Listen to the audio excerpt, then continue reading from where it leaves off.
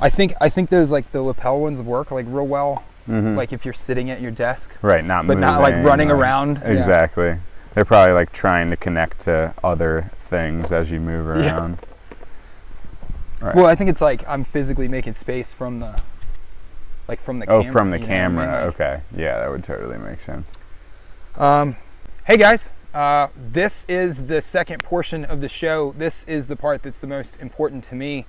I really like shooting guns. It's definitely a passion and a hobby of mine in life. But I think that one of the most important facets of being in America and being an American is that democracy is not a spectator sport. And for the country to continue to grow and for us to get over some of the hurdles that we find ourselves in now as a country, I think it's really important that we start opening up the conversation and the dialogue. And I think that I get a very negative connotation openly applied to me from kind of the liberal left side because of my enjoyment of firearms, and that immediately puts me in a specific category. And I think that a very similar thing happens with Amal and a lot of other young black guys in the country, that you get put into a box by your community and my community and 100%. A set of expectations that you're supposed to live up to. Right. So I really hope that you guys enjoy some of this content, because to me, all I want to do is have a wide range of diversity and all kinds of different people on the channel, all kinds of different backgrounds, guys that like shooting, guys that don't like shooting.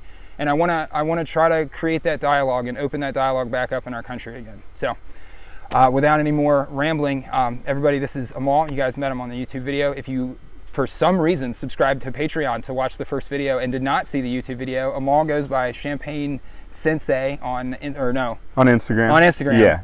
And then on YouTube, it's TheSensei, all one word, TheSensei. Gotcha. So, yeah. All right. So we'll get into it really quick. I don't want to make these like 4 hour long or whatever. So Amal, where are you from? Tell me about your childhood.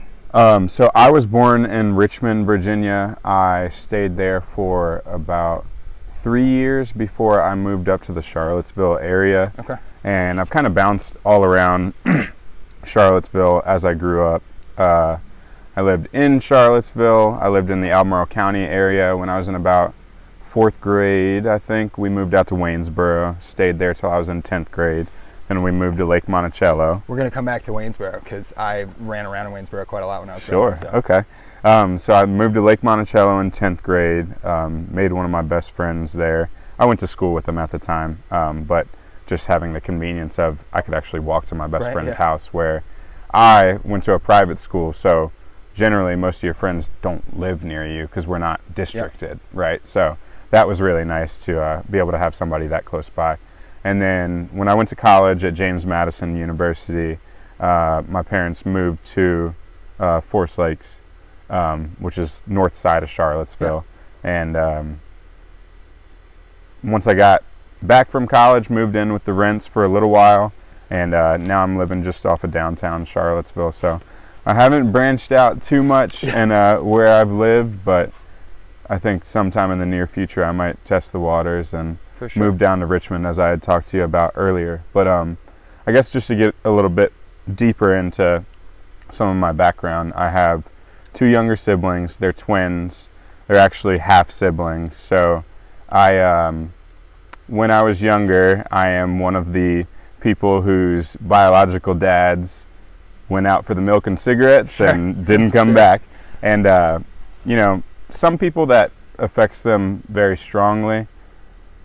I personally don't think that has affected me as much as other people may have it, but I was lucky enough that soon after my biological dad had left the house, my mom found a new partner, and that's who she had my half-siblings with. And so I've been around the guy I call my dad since I was about 4 years old. So can I jump in the middle of this? Sure, totally. Purely out of... So a lot of people don't know this, but my daughter, I adopted her when she was, well, it took us a long time to actually finish it, but I came into the picture when she was 3. Mm-hmm. Do you think your dad being there at such an early age, do you feel more bonded to him? Like you don't feel 100%. Like he's like a stepdad, right? No, I mean, that to me, that is my dad, and my biological dad leaving as early as he did. I think that's why it didn't affect me as strongly, because it was almost just like he was out, and I had a father figure step in who also adopted me legally. Yeah, it like and gives so, me like a little bit of like relaxation then. Like, yeah, man. I'm always worried that I'm not like living up enough. No. So like, I'm time will tell. more than willing to bet your daughter is very happy to have you and thinks of you as her true father. So that's a really cool connection. I mean, I did know that about your daughter, but I'm not sure if I had ever shared with you. No, I didn't know. Right. That, so exactly. that's so cool. Well, it's not cool. I mean, it sucks, but it's all right. Like I said, it doesn't affect me as much as some other people, and I was lucky enough to have a good father figure to lead me in some of the right directions as I grew up. That's awesome. And so, in that Can I ask fashion. that tough question then? Sure. So, what is the like? Obviously, you're mixed, but I don't know what the mix is. Was it a black like? Yeah. So, right. So my biological father, he's dark skinned, and my current dad, he's more around my complexion. Sure. And so my half siblings that I just call my siblings because that's what they are to me, right? They're a little bit lighter than me. Neither of them, I would say, are like white passing, but I definitely present with a lot. Is that a thing? Like yeah, I mean, if you're like light enough, I'm trying to think of a good example of it. You know that rapper Logic? Yeah, all right. Yeah, right. Sure. So like he's white passing generally. Sure. But I think like Drake is white passing. Like Drake is whiter than I am. Like he see what you're saying. Was on Degrassi. Okay, sure. But like look at his almost like his hair texture or like facial features. Like some of his facial features present black, whether his skin is like light or not, or his interactions are whitish or not. It's just you know what I mean? I've never heard that term before. Right. I think it's more of a term that comes from the black community, but also, I mean, you can take that all the way back to the times of segregation, and you have to think about there were some people that were so light-skinned as black people that they could pass. Slide, yeah, you could pass as white wear a hat and in certain situations, right? If you carried yourself a certain way and dressed a certain way and spoke a certain way, you might be able to pass as white.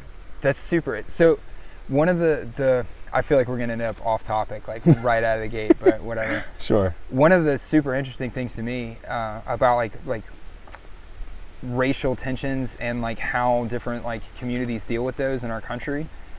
My granddad was a Melungeon out of the Appalachian Mountains, and the Melungeons are this like super odd group of people that are a mixture of like Indian DNA, and there's a lot of black DNA. There's like white European DNA. Okay. But as society from the East Coast started to venture more west, they ran into these people up in the Appalachian Mountains that built like Elizabethan style homes. Okay. But they were, if you have to, I'll throw a picture of a Melungeon up on the TV. Right. They are white featured, black haired, very dark complected, and there's like a lot of Portuguese. I think there's Portuguese mixed into it, but it's like a really weird DNA mixture of people. So around the like time of segregation, well, not segregation, around the Emancipation Proclamation, where like you have all these freed slaves that start running around the country. Right. You have the movement to have like free coloreds now all of a sudden. The Melungeons get thrown into the group. Okay. So like I'm as white as you could be, you know. But like my granddad grew up inside of like a segregated world where like his family and his people, like they were an odd mixture of people. Right. But during that time, what happened with the Melungeons, like they're lost to history because the people, I was gonna say I'm not even familiar. Yeah, no with one that has term, ever heard of them. Right. The people just destroyed their like family records. They stopped telling family history down to their kids. Interesting. And they started intentionally trying to breed like white. Like they intentionally picked people to try to like be more white passing. Right. So that's just interesting. Like just that phrase was super interesting to me. Together. Yeah. Like because it was the same thing that happened in that group. So I wonder what kind of like discrimination happened amongst families. You know, you would have had like kids that were just too dark. Right. How did you know what I mean? Like. Yeah, I mean, and I can speak on that. Not quite in the same way, but I guess just tension between family. I can talk about that from a sense of I have a white mother and a black dad, and I can tell you at like family gatherings and stuff, I know that at some points it was hard for each of my parents because some of their older relatives may have been biased or prejudiced against the other race, and on like right? both sides of the fence. Yeah, exactly. So like my dad, you know, some of his cousins were like, I can't believe you didn't marry a black woman, you know, and my mother has like a racist uncle that's like, wow, you went and married a black man. So like, you know, it's just interesting how that works within a family as well. I've always felt like the black side of that gets like left off. Like it's in like Tyler Perry movies and you know, but like the actual like cultural conversation about it, it always gets left out that like old black people aren't playing with that shit either. Oh, like, totally not. Like, and like if a young black woman gets a white guy, then she's like made it. Like everybody in the family's cool with that. Right. Yeah. But if like a black dude brings home like a young white girl, no one is cool with that. Like, yeah, it's definitely very different. And actually, I'm not trying to like counter argue your point, but there's this new movie that came out. I can't remember what it's called off the top of my head, but it's Eddie Murphy and Jonah Hill.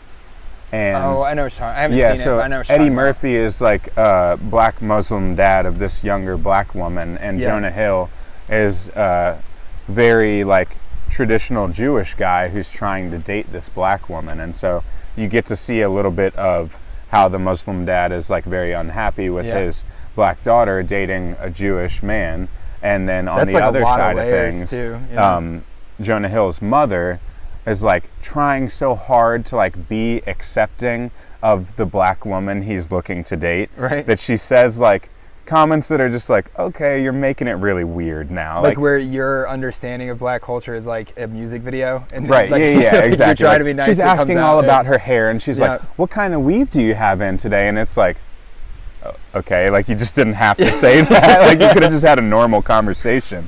And so it's a little bit of that like, I guess two different cultures learning how to treat each other as just people as opposed to treating each other as different, backgrounds or cultures. That's where I think the conversation always breaks down. Is I think in the United States today, like what I was saying when we were shooting at the range, like I feel like on a person-to-person level, the racism of the 60s and like the turmoil that our country's faced, I feel like a lot of that is just gone.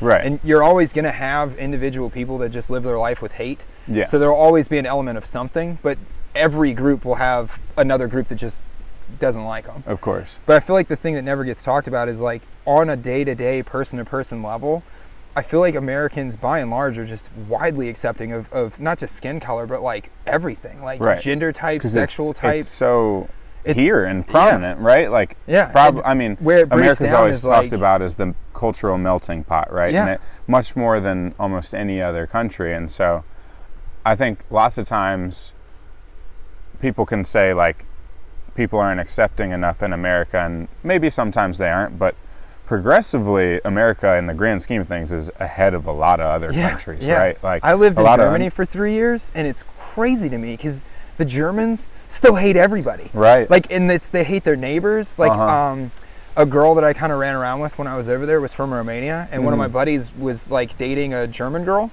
They almost got married too. Like that's a whole crazy story. But the German girl, anytime that Romanian girl came around, like hated her. And I always just thought that was super interesting. Like, they look the same, they talk the same. Right. I get like maybe ethnically there's a difference. Yeah. But like the way that we act about racism, like if you were to watch CNN for an hour, you think that America is still like they literally act like there's still people being hung. Like right. In Germany, like they hate anybody that's not German, and the Austrians hate the Germans. Totally. And it's like it's wild. I feel like the United States deserves more credit, and I feel like it breaks down when you get onto the big scale level. Right. Because you have someone that's trying to push an agenda, whether it's political or otherwise, they're trying to push an agenda, and they paint with a big broad brush. Right. And it becomes so easy to say, like, I disagree with you, so you're racist. And I feel like that's where we start, because then if you defend that guy, then you're thrown in with him. And then the dividing happens again. But then, like, when you go into a gas station, like, I don't ever see like conflict in real life, like in public.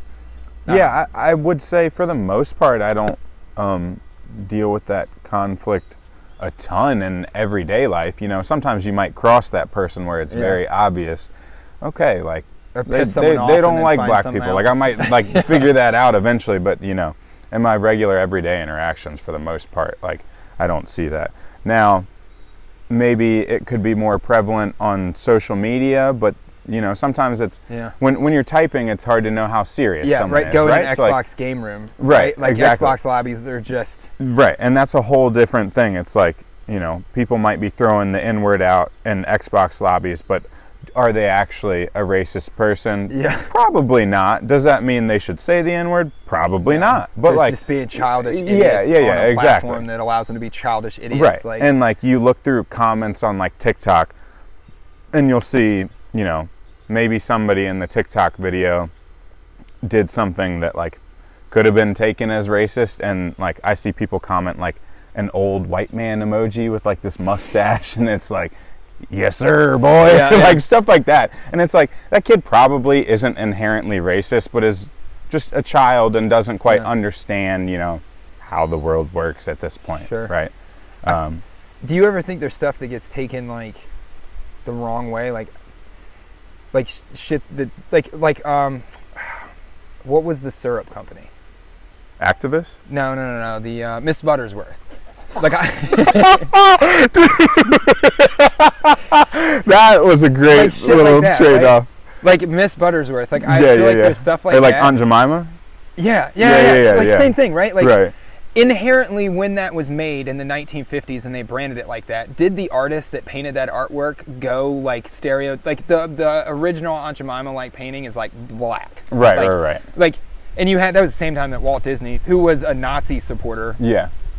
worth mentioning. Walt Disney did all those insanely racist cartoons and stuff like, but so like maybe some of those things like had a root in racism, or the people that made them were racist, but like, is Aunt Jemima or Miss Buttersworth, like, are they inherently racist because it's a black lady? I feel like, isn't that a part of being included in society, that you're represented across like a broad spectrum? Yeah, and like, I don't think inherently it might be that much of a problem, and that, I guess, could lead me to another topic that's worth talking about. We have not hit like any of our points, but we're still having great conversation. I wanted to hit like race kind of fast and move on, but we got stuck there. Well, then we can do that, and I can definitely go specifically into my like racial related questions on my notes before we do move on.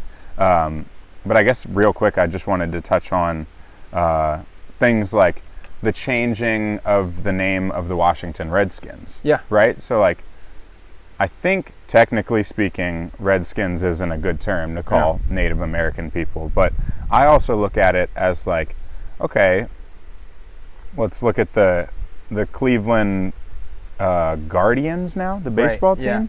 Yeah, they used to be the Cleveland Indians, right? So like, I don't know if their logo back then was necessarily like rooted in racism or not, but you know, maybe they could have found a better name instead of just fully switching to like the Guardians. Like that feels like you're throwing away some representation of the Native Americans throughout our country. And I feel the same way about the change of the Redskins. Like, the logo didn't look like a caricature or like some sort of way of like negatively portraying Native Americans. And they just go full switch up, and like now they're the Washington Commanders, which almost sounds like a like XFL type, like just like they didn't like put that much thought like into it. Team. Right. And I'm like, well, maybe they could have found like an actual, like reached out to a Native American tribe and been like, hey, we'd like to represent, you know, a Native American population. Like to name it after a tribe. Yes. Yeah. Right. Yeah. And it's like, we still have the Kansas City Chiefs, and like, that's okay.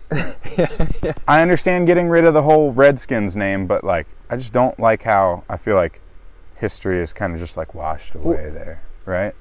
So to me, like where I was going with the Miss Buttersworth thing is it seems like a very liberal, like I don't like the liberal conservative thing that much, because I feel like it's another one of those broad strokes, because I think most people aren't one or the other, but like I feel like get forced into one way. Yeah, you kind of get shoved one way or due another. to whatever their I feel like 90% of belief people are moderate, and they get forced one or the other. But like with like the very, like with the self-proclaimed purple hair liberal, like the standard liberal. Okay.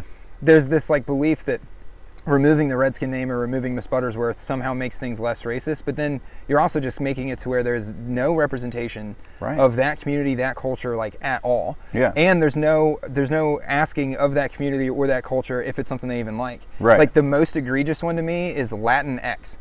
I refuse to believe that there is a Latino, anybody of any group of Latinos that wants to do anything with Latinx. Like, you're violating the language. You're disrespecting their language and culture. That's not how they speak. That's not fluid to their language. It's interesting that you say that. when I first found out about the term Latinx, I read it as Latinx, and Yeah. then I was like, okay, that like sounds bad for some reason. Yeah. It sounds like Latinx sounds bad. Like, it yeah, just both of them sounds- sounded bad, and it just was like, maybe. And it's I don't too know. stupid. It's like, I can't think of, like, what if they like just started calling, like, I don't know what, like, I feel like it's a dangerous road to go down to try to make fun of Latinx, but it's just, A lot to of me, languages it's like, have, or at least I took French growing up, right? And there were words that were masculine and words that were feminine, Yeah. but there were also words that like didn't take either gender, I guess, per se. Sure. But they still would end in, an A or not an O Yeah. in French. But like, I don't know all that much about Spanish, but I'm sure there's some way that they could have made it like a way that it would actually seem like it represented the Spanish language. I feel like the as opposed problem to is just they Latinx. they like, just don't care about the community. No, it's there's, more like, of the just whole like effort is about like their to social save like face or Yeah, they wanna, a like, performative show. act. Yeah, that's exactly what it is. Like they're Right. doing their part to show the world that they support black people by removing any support of black people, like by violating the Latino like language. Like why Right. do you just take Spanish and throw it out of the window Yeah. and say that you're supporting that group? Like Yeah, exactly. like I feel like there becomes a push to make everything the exact same thing. Yeah, Like just put it in a box I and feel like you can see that make kind of with it- like the LGBTQ movement too, where it was like they went from like just leave us alone and accept us as a part of society into like if you're not one of us then you're a problem.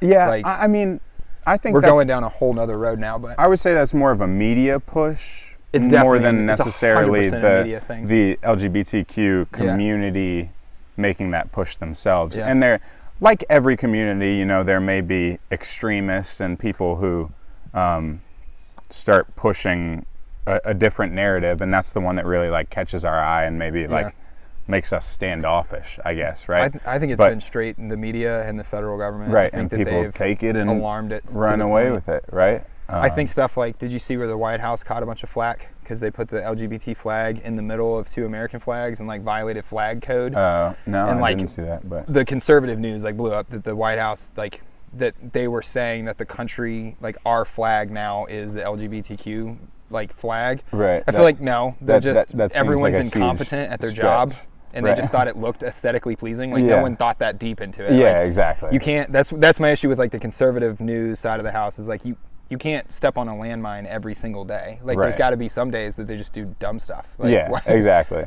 But it's not as easy to push a narrative without making it a landmine Yeah. situation, right? But We got off subject. yeah, we'll go back into the notes a little bit for some of the questions we have in here. But since we were kind of on some race-related topics, I wanted to touch on something that goes a little bit back to part of your platform with firearms and such. So I wrote this up and said, a large reason why I don't carry a firearm is due to the fact of how I present myself and my acknowledgement of some of the stereotypes people may think when they look at me, being a black man that has dreadlocks and I'm covered in tattoos. And I'm not willing to give up my individuality nor push away my culture. And I was wondering do you think the way that I speak and carry myself in everyday life is something that could help me out of a potential profiling situation?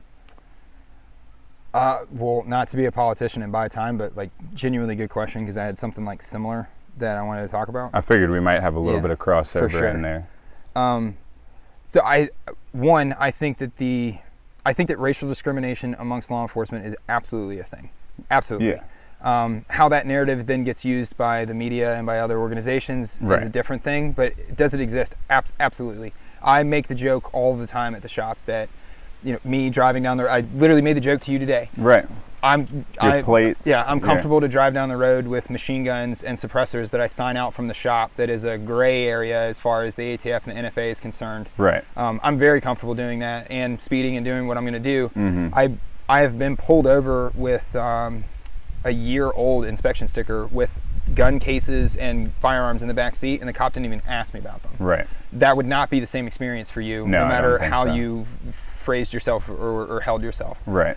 I do think that the way that you hold yourself and the way that you present yourself to the world matters most out of anything, though. I agree. And I think that is something that I don't want to say annoys me about like black culture, but there's a part of that that's never like taken as like a tough criticism. Right. That if inside the culture what you say is cool is the thug life. Right. So then you have young guys that go out and emulate the thug life, not only in dress, but then also in behavior and how they present themselves. Right. You present yourself as a criminal. So when those law enforcement guys are dealing with guys that look exactly like you and act exactly like you, that have guns and drugs in the car, then they interact with you and you present yourself in the same manner, you're going to be treated in the same way. Right. But I think that you have generations of that now with the rise of hip-hop culture and a lot of the negative stuff that came with it. Sure. I think that you have generations now on both sides of that aren't going to change. Right. And honestly, like if you were law enforcement inside of like Detroit, there's no way that you can do that job effectively without profiling, right? You have to be profiling, looking for the criminal personality and mindset, and ultimately that there's going to be a racial component that goes with that. And right. I always use like the Middle East as kind of an example. If you were a TSA guy immediately following 9/11 to do your job effectively, you were profiling. Right. Like it just was what it was. Yeah, because if not, you'd probably get fired. Like yeah. in the grand scheme of things, Yeah. people like whoever's 100%. looking over your shoulder is like. So like as far as did you properly check him? Like, I know we're at like our break point, but as far as like, I think that one of the most important things that you could do is to keep all of the things that make you you, and all of the things that support your culture, and all of the things that express who you are. And if you want to carry. Because I think the thing that will change that narrative is, rather than being afraid of it, to run square on into it and change that narrative. Because the right. more guys that look like you, that present themselves like you, that carry themselves like you, not only in how professional and respectful you are and well phrased you are, but in the fact that like you are tattooed and you do have dreads and you have the style that goes along with kind of the thuggish. I mean, not 100%. You look like Soldier Boy, but like right, yeah. You get what I'm getting at. Yeah, sure. The more guys that look like you, that act like you, that carry a gun, that present themselves in the way that you present yourself, it changes that narrative for law enforcement also. Totally. Because there is a part of me that goes out to law enforcement, but if we could go down a whole route on that, I think that law enforcement and the way that our criminal justice system works inside the United States is massively screwed up. And right. I think it, without a doubt, targets the black community. But I think it goes much higher than just the individual officer. I think it goes all the way through your legislation and stuff. When you start looking at mandatory minimum sentencing and things that came out in the 90s through 100%. Through Biden, through Hillary Clinton, that pushed right. for the mandatory minimum sentencing, that's when you started seeing the mass takeaway of like the fathers out of the black community. Right. Because now you had guys that were just trying to survive inside of the environment they're in. They're just trying to feed their kids. Right.